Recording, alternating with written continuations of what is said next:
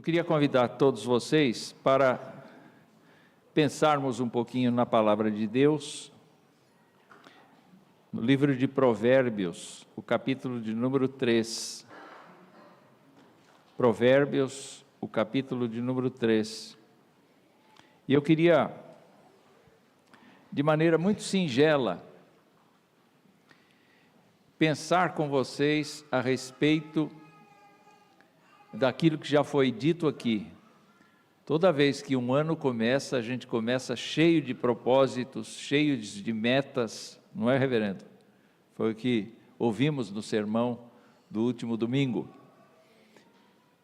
E eu queria que vocês e eu olhássemos juntos alguns conselhos de sabedoria que o Senhor, por meio de Salomão, nos indica para nós termos um ano abençoado. Você quer ter um ano abençoado? Ele não vai ser fácil, mas ele pode ser abençoado. E por que eu digo que ele não vai ser fácil? Ele não vai ser fácil porque existe uma corrida contra o tempo do inimigo de Deus. Ele não quer que o povo se arrependa dos seus pecados, ele faz de tudo para iludir as nações. E ele sabe que mais cedo ou mais tarde, a gente não sabe o tempo exato, mas Jesus Cristo vai voltar e ele sabe que está derrotado. A igreja já explicou isso no decorrer de toda a sua história. O diabo ouviu muitas mensagens a respeito do fim, e ele já sabe que ele vai perder, mas ele não quer perder. Então, ele está inflamando o mundo, e nós sabemos disto, nós sabemos pela palavra de Deus. Mas a igreja tem normas, que não são as normas de uma instituição, são normas que vêm do coração de Deus. E por isso, ela tem a obrigação, ela tem o compromisso, deve ter o desejo de permanecer fiel à palavra. Provérbios 3 faz parte de uma coleção de provérbios, mas esses provérbios são muito interessantes porque eles afirmam uma coisa e eles prometem outra. É uma bênção naturalmente condicional. Não é uma bênção assim, a ferro e fogo, como Deus decreta as coisas dele. Por exemplo, se Deus diz assim, o ímpio certamente morrerá. Essa é uma sentença de Deus que não tem remédio, não tem o que fazer. Mas quando olhamos para estes provérbios e estas promessas surgem, estas promessas eventualmente podem não acontecer na vida de alguém, mas certamente está ali posto o princípio, e se nós confessamos que a palavra de Deus é palavra de Deus, este princípio vai funcionar na vida da gente. Então, vamos lá. 6 princípios para o ano novo, é o que eu quero dar para vocês, 6. O primeiro deles está nos versículos 1 e 2. Vocês podem ler comigo, por favor? Meu filho, não se esqueça dos meus ensinos e que o seu coração guarde os meus mandamentos, porque eles aumentarão os seus dias e lhe acrescentarão anos de vida e paz. Pois é, o sábio estava ensinando o seu filho, ele chama esta pessoa a quem ele está ensinando de seu filho, meu filho. E o que ele propõe? Ele propõe, você, meu filho, não se esqueça dos ensinos que eu te dei. É claro que quando a gente pega a palavra de Deus, a gente sabe que Deus usou estas figuras todas e nos ajuda a entender que os filhos somos nós. Os filhos somos nós. E o que é que ele está nos dizendo? Ele está nos dizendo que existem intenções de Deus, desejos de Deus, vontade de Deus, decretos de Deus, determinações de Deus. Existem coisas que Deus criou, que Deus estabeleceu, exatamente para que nós pudéssemos ser orientados quanto ao que Deus quer de nós. Eu estava conversando hoje à tarde com alguém, e esse alguém dizia: será que Deus me ouve? Eu falei: olha, a Bíblia afirma que Deus ouve aquele que busca Deus, aquele que se arrepende diante de Deus, aquele que crê em Deus, aquele que confessa a Deus. Mas ele está longe. Ele está longe? Então eu fiz ver à pessoa que Deus está presente em toda parte, inclusive naquele ambiente onde a gente estava. A senhora não precisa gritar, eu disse para ela. A senhora não precisa criar nenhum sistema religioso para dizer: Deus, eu preciso de Ti, porque Ele ouve. Ele tem a forma como nós devemos andar, Ele estabelece os critérios. O que vai acontecer, então, com você no ano que vem, se você trabalhar na direção de conhecer a palavra dEle, na direção de estudá-la, na direção de compreender o seu amor cada vez mais. O apóstolo Paulo, ele quando orava pelos crentes, ele dizia: Senhor, que eles entendam a Tua vontade, Senhor, que eles percebam a grandeza da Tua graça, Senhor, que eles percebam a força da Tua presença, o poder que está posto na vida de um crente, especialmente quando ele se entrega ao Senhor. Como é que a gente vai descobrir isso?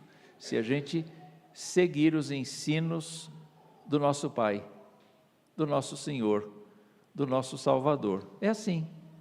O que vai acontecer com a nossa vida?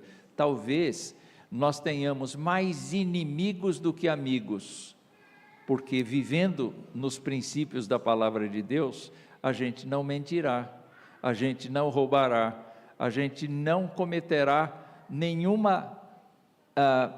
nenhum crime contra a lei do Senhor, e isso vai constranger as pessoas que estão do nosso lado, isso vai magoar muitas pessoas, porque nós vamos ser sinceros, justos, nós vamos eventualmente ter uma vida mais difícil, por conta da perseguição, mas o texto mostra outra coisa.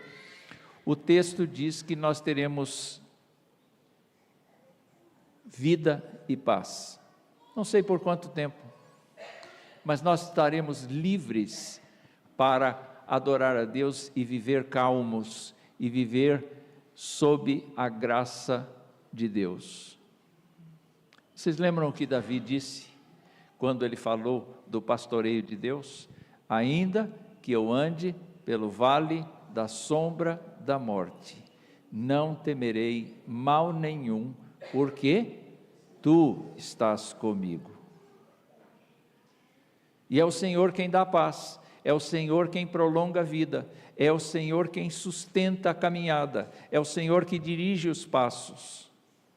Então o primeiro conselho da Escritura é, ano que vem, que se aproxima já, está aí, comece um plano de leitura da Escritura, leia, medite na palavra de Deus, e você vai ter uma vida abençoada. Segundo conselho que ele diz, versos 3 e 4, dá para ver? Não deixe que a bondade e a fidelidade abandonem você, amarre-as ao seu pescoço, escreva-as na tábua do seu coração, e você encontrará favor e boa compreensão diante de Deus e das outras pessoas. O texto fala de bondade. A bondade é um gesto, a bondade é uma atitude positiva, abençoadora. A bondade é um bom trato com as pessoas. Vocês estão assistindo isso hoje? É assim que a nossa sociedade se manifesta hoje? Uma sociedade bondosa? Uma sociedade em que prevalece o direito do próximo em detrimento de mim?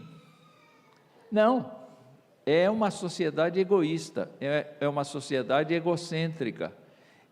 Isso é fruto do pecado que habita na gente. Mas quando a palavra de Deus nos diz assim, olha, amarre a bondade e a fidelidade no seu pescoço, onde é que você deve levar a bondade e a fidelidade? Onde o seu pescoço for. Não é isso? Então, não é aconselhável para a gente ter uma coisa crescendo em nós que nos desvie de sermos pessoas fiéis a Deus, mas também fiéis aos outros, no sentido de abençoar os outros, no sentido de cuidar dos outros, com um coração bondoso, com um olhar bondoso. Se nós pararmos para pensar, irmãos, nós somos seres humanos criados à imagem e semelhança de Deus, e nenhum é melhor que o outro. A Bíblia diz que Deus encerrou a todos debaixo da desobediência para com todos usar de misericórdia. Um crente é um propagador da luz de Deus. Então, para a gente ter uma vida abençoada no ano que vem, é necessário que a gente conheça a bondade de Deus, ande na bondade de Deus, na fidelidade de Deus, amarre a bondade e a fidelidade de Deus no pescoço. E o texto diz mais: escrevas na tábua do seu coração. Do lado de fora, a bondade e a fidelidade estão no pescoço. Do lado de dentro, elas estão gravadas onde? No coração. Eu achei interessante, eu fui fazer um certo exame, e o médico que me atendeu antes, ele marcou o lugar do meu corpo, do lado de dentro do meu corpo, onde é que tinha uma lesão, e ele fez lá uma tatuagem. Eu tenho tatuagem. E agora, quando eu fui fazer esse exame de novo, está lá, no registro do médico, ele tem tatuagem. É uma marca. Mas isso quer dizer o que para mim? Quando eu dou esse exemplo, eu quero dizer que a Bíblia não tem que estar apenas na minha cabeça, mas ela tem que estar no meu coração. E ela tem que transformar o meu coração de maneira que eu tenha uma índole boa. Não fica bem um crente ser vingativo, não fica bem um crente ser rancoroso, não fica bem um crente desejar o mal do outro, não fica bem um crente desperdiçar a graça de Deus com uma vida flácida de pecado, achando que Deus vai salvá-lo de qualquer jeito. Salomão está dizendo: filho, não esqueça dos meus ensinos, primeiro conselho, mas também seja uma pessoa bondosa e fiel. Seja uma pessoa que tenha isso dentro do coração. Se proponha a ser uma pessoa que tenha isso no coração. Terceiro conselho. Vamos ler os 5 e o 6. Confie no Senhor de todo o seu coração e não se apoie no seu próprio entendimento. Reconheça o Senhor em todos os seus caminhos, e Ele endireitará as suas veredas. A gente não quer admitir, mas o caminho da gente é meio torto, não é? Tem hora que a gente acerta, tem hora que a gente erra. Quando eu olho para este texto aqui, eu tenho a impressão, queridos irmãos, que Salomão está dizendo para o seu filho: olhe, você pode ser muito inteligente, você pode ser uma pessoa que tenha muita capacidade de raciocínio, você seja um grande profissional, você seja uma pessoa com bom conhecimento, com uma coisa estupenda, você seja uma pessoa marcada na sociedade por ser capaz. Mas não confie nisso. Não confie nisso. Coloque a sua confiança inteiramente no Deus Criador, no Deus sustentador, no Deus provedor, no Deus cuidador, no Deus sábio, no Deus que tem toda a graça necessária para conduzir a história, no Deus que tem todas as condições para te recolher para a presença dEle. O que é necessário fazer? Reconhecer o Senhor. Reconhecer o Senhor nos caminhos da nossa vida. O que isso exatamente significa? Olhe para trás. A Bíblia nos dá a entender, nos declara, aliás, que a gente está vivo porque Deus quer. Nós estamos com Sônia aqui, muito triste, porque hoje ela sepultou seu cunhado. Foi? E foi uma morte súbita. Passou mal no carro e chegou no hospital falecendo.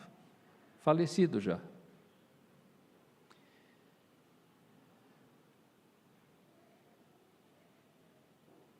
Nós estamos, a morte, eu não me acostumo com a morte. Você se acostuma com a morte? Eu não me acostumo. Eu sei que acontece. Mas aí eu fico pensando que para que ele partisse, houve uma decisão divina. Deus tirou o fôlego dele. E Deus vai tirar o nosso um dia. O nosso compromisso como cristãos, tendo a visão de Jesus Cristo, a visão da glória de Deus, a visão do Espírito Santo, a visão das Escrituras, como Deus deseja que a vida seja tocada, nós precisamos, meus irmãos, reconhecer que até o feijão e arroz veio para a nossa casa por conta da vontade de Deus. Nós temos que dar graças a Deus pelo tomate. Eu vivo dizendo isso. Porque ele chegou na nossa mão, e qualquer coisa que tenha chegado à nossa mão, que veio da terra, teve o tempo de plantação, o tempo de preparo da terra, aquela química toda, fazendo com que aquele ser vivo crescesse, alguém fosse lá e colhesse, alguém fosse lá e trouxesse, e nós temos o produto na mão. É injusto diante de Deus a gente não agradecer as coisas mínimas, e é injusto diante de Deus nós não considerarmos que, a despeito de todas as dificuldades que nós vivemos nesse ano que passou, ele deve ter sido trabalhoso para muitos de nós, o Senhor estava ali, e o Senhor cuidou de nós, e o Senhor nos perdoou muitas vezes, e o Senhor nos direcionou muitas vezes. O coração ingrato vai dizer: não, fui eu que fiz isso, Não confie nisso, não confie no seu raciocínio. O bom crente é aquele que diz: Senhor, eu confio em Ti, eu não confio nem em mim, eu confio em Ti. E eu quero dizer ao Senhor, com toda a alegria do meu coração, foi o Senhor que segurou a minha mão nesse ano inteiro, mesmo que eu não tenha percebido. Foi o Senhor, foi o Senhor, foi o Senhor. Bendito é o Senhor, bendito é o Senhor. Eu não me canso de dizer: bendito é o Senhor.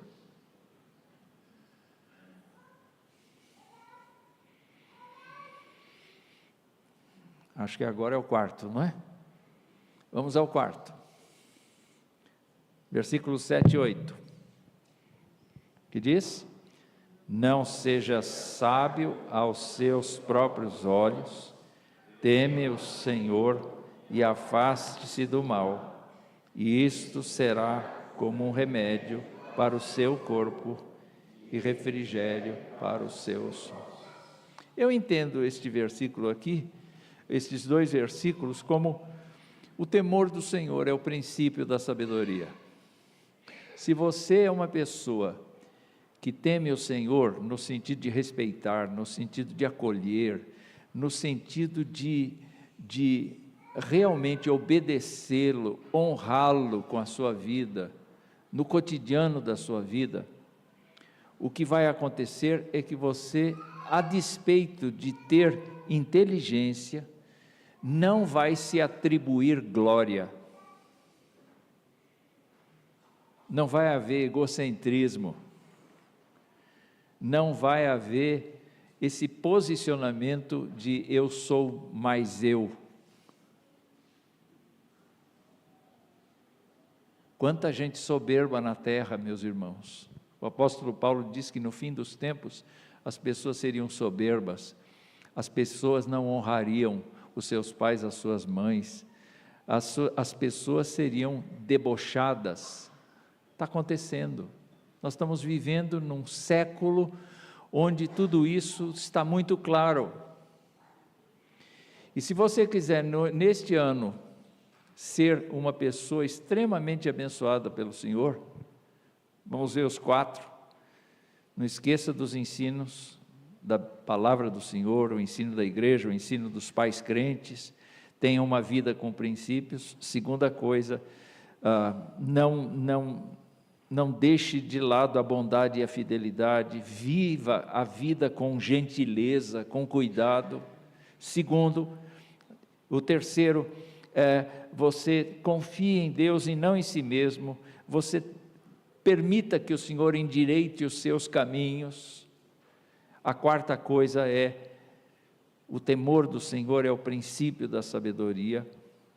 E quando uma pessoa teme ao Senhor, ela recusa a maldade, ela recusa o que é escuso, ela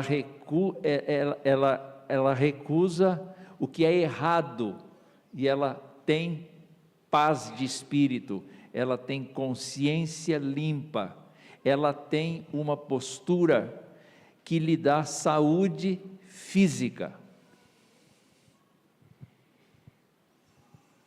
Há vários conselhos na Bíblia, e um deles que eu estou lembrando aqui é este aqui: não se ponha o sol sobre a vossa ira. O que isso quer dizer para nós? Quer dizer que aquilo que magoa o nosso coração deve ser resolvido no próprio dia, não deve ser acumulado. A gente não deve acumular. Quando casais se separam por divórcio, não aguento mais, fiz o que pude, essa é a conversa sempre, fiz o que pude e não dá mais certo, não dá para viver junto mais. Mas Jesus explica que o coração da gente vai ficando duro, porque a gente vai colocando a ofensa recebida num departamento do coração e vai deixando aquele quarto entupir. E aquilo vai pesando, um dia o amor cessa.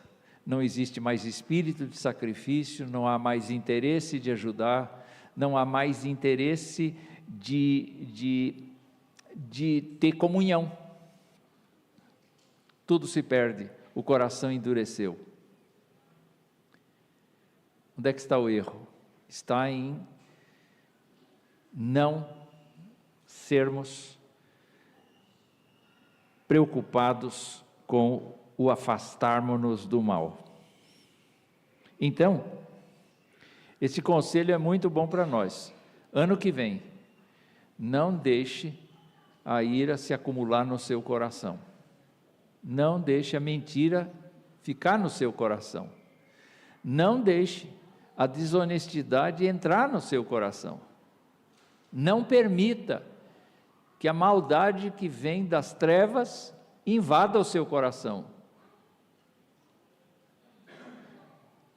Alguém pode dizer assim: pastor, eu já sou grandinho para ouvir esse tipo de coisa. Pois eu lhe respondo: não seja sábio aos seus próprios olhos. Se humilhe diante de Deus e deixe o Senhor trabalhar na sua vida. Quando você deixa o Senhor trabalhar na sua vida, você tem saúde. Você tem saúde, porque a consciência está limpa. As relações estão limpas. Tudo é transparente. Quinto conselho, versículos 9 e 10. Honre o Senhor com os seus bens e com as primícias de toda a sua renda, e os seus celeiros ficarão completamente cheios, e os seus lagares transbordarão de vinho. Olha só que coisa, mexeu comigo agora, porque falou de dinheiro. Esse conselho eu não quero receber não, pastor. Não é meu conselho, é de Deus. Quando você põe a mão no bolso e segura lá dentro, porque quer controlar o dinheiro do jeito que você imagina que é certo, você pode até enriquecer neste mundo. Eu não duvido disso. Mas Deus diz: minha é a prata, meu é o ouro. Quando a pessoa falece, é bom tirar tudo que ela tem, aliança, dente de ouro, porque se os familiares não tirarem, alguém vai tirar. Ela vai absolutamente sem nada para a sepultura. E não adianta matar, morrer por conta de riqueza. Não adianta. O que diz a Escritura? Voltando ao Salmo 23, eu gosto muito dele. O Senhor é o meu pastor e nada me faltará. O que quer dizer o versículo? Nada do que eu preciso me faltará. Nada do que Deus tem para mim faltará. O Senhor Jesus Cristo disse: vocês não andem ansiosos pelo que vocês vão comer ou beber, ou vestir. Deus não cuida das aves? Não vai cuidar de vocês que são filhos dele? Agora, o que é necessário a gente fazer? É dizer: Senhor, está aqui tudo que eu ganho, isso é teu, me empresta sem juros, sem correção monetária um pouco para eu ficar? Claro que o Senhor empresta, claro que o Senhor dá. O Senhor nos dá trabalho para juntarmos aquilo que é necessário, mas Ele diz: honre o Senhor com o dinheiro que você recebe. No que a gente gasta? Ano que vem, pergunte para o Senhor se aquilo que você está querendo comprar, vale a pena. Se é da vontade dele, que você tenha o que você quer ter. Mas não é só isso. Ofereça ao Senhor o direito de comandar a sua vida e o seu salário. Deixa o Senhor cuidar de você. Ele vai suprir o que for necessário.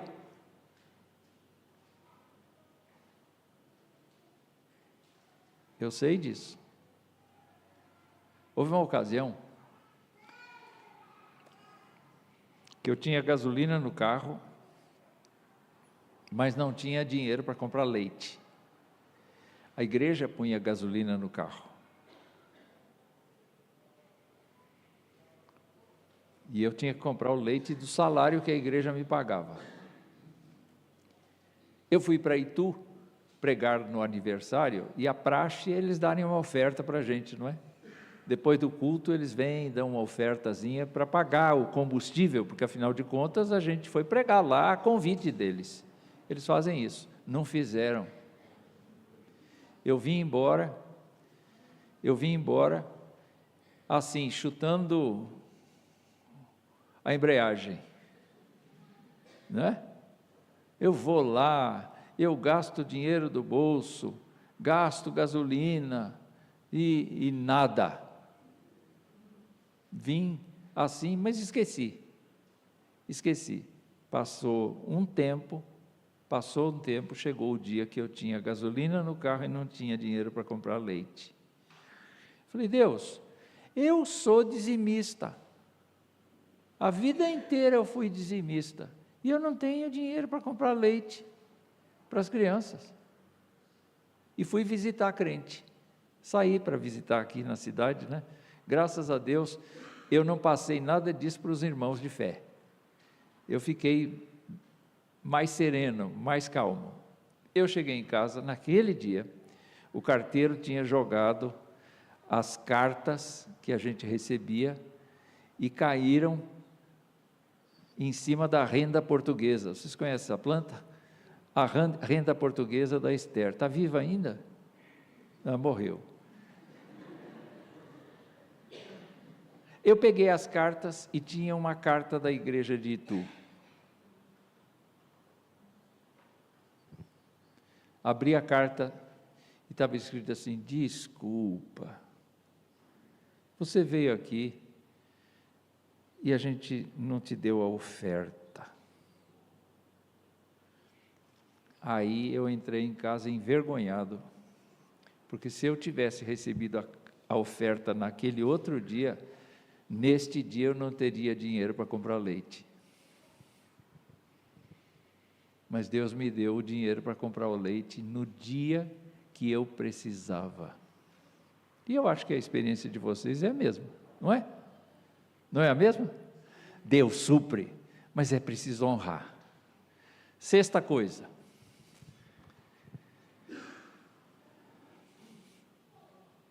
Vamos lá?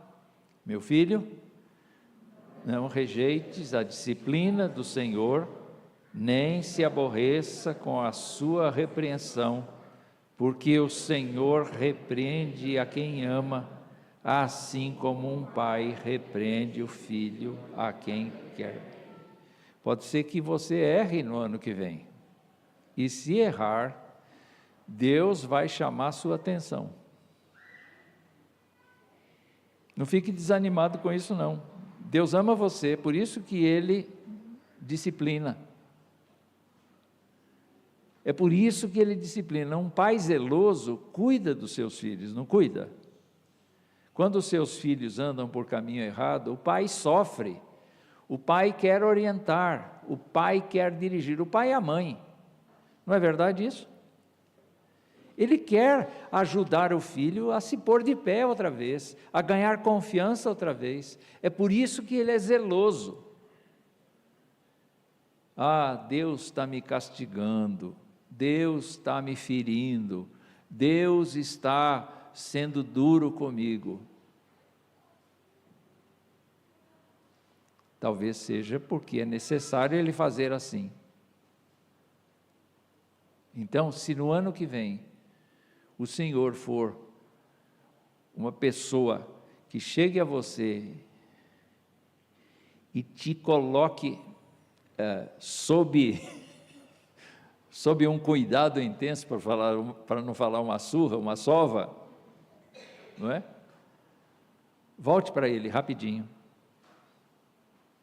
Volte para Ele rapidinho. Deixa o Senhor trabalhar na sua vida, porque o Senhor está formando em você e em mim a imagem do seu Filho. Deixa Ele tomar conta da sua vida. Deixa Ele fazer o melhor. Não rejeite a disciplina dEle. Não se aborreça com a repreensão que vem dEle, porque o Senhor repreende pessoas a quem Ele ama. Ele quer bem cada um daqueles que confessa Jesus Cristo como Senhor e Salvador. Então, se você ficar desempregado nesse ano que começa, não diga, Deus está me castigando. Deus disciplina os seus filhos, mas o castigo mesmo vem para o ímpio. Eu não sei se eu ajudei você,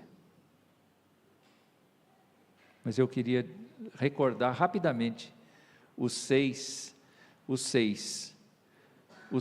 princípios para o ano novo. Preste atenção na palavra de Deus.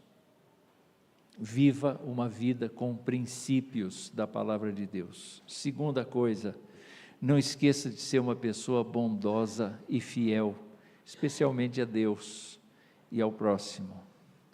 Terceira coisa, não confie em você mesmo, confie no Senhor, ponha a sua prioridade de confiança na vida do Senhor, e Ele vai endireitar caminhos que porventura sejam tortos na sua existência. Quarta coisa, tema o Senhor, não considere a sua sabedoria como válida, deixa a sabedoria do Senhor chegar e se pronunciar, a palavra de Deus vai nos ajudar nisso. Quinta coisa, não seja usurário, não seja ganancioso, não fique pensando em dinheiro, não se mate por conta de dinheiro, ele é a raiz de todos os males. Nada do que precisamos nos faltará. E a quarta coisa, Deus quer que o seu povo seja um povo santo, e por isso Ele repreende, Ele corrige, Ele trabalha na vida de todos nós. Que Deus nos abençoe. Que o nosso ano seja um ano em que o Senhor tenha a primazia na nossa existência.